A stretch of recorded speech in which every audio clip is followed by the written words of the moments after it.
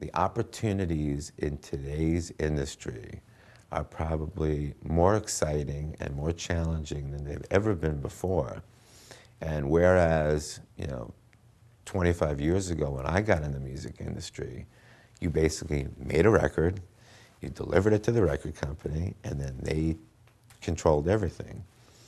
In today's world, there are tremendous opportunities for creative individuals to reinvent the music industry, to reinvent the business model for the music industry, and to creatively find ways of exploiting their material in non-traditional formats. And so people with a great amount of imagination and creativity have far more opportunities that can present themselves today than ever before, because no one knows what the next business model is going to be.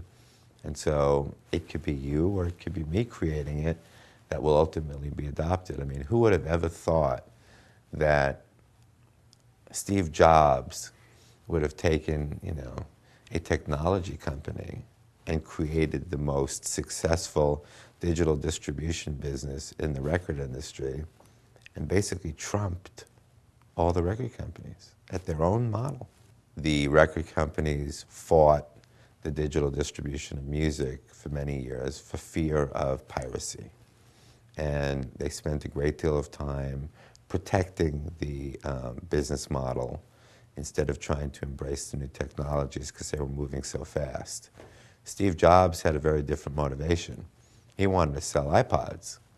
So if he created a business model that allowed people to get music easily, have the music be portable, and have it be at a reasonable price, even though his margins were really small, the companion piece to the distribution of the music was buying an iPod, which sells for anywhere from $150 to $400 a piece, and it probably costs him $15, $20 to manufacture.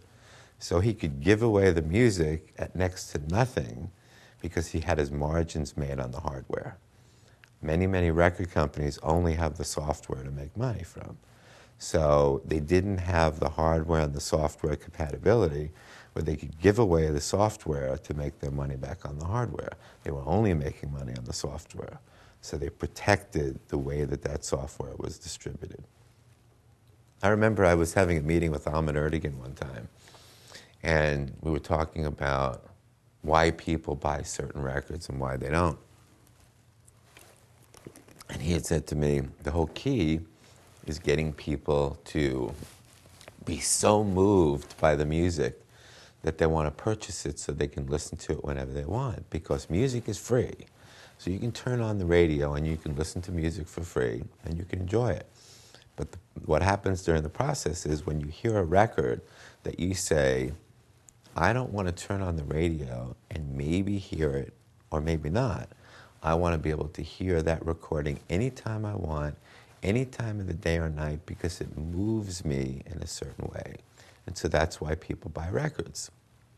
Unfortunately, the philosophy of many kids in today's society is that they should be able to download music off the internet for free and listen to it anytime they want, day or night, because they can get it for free, not because it's right.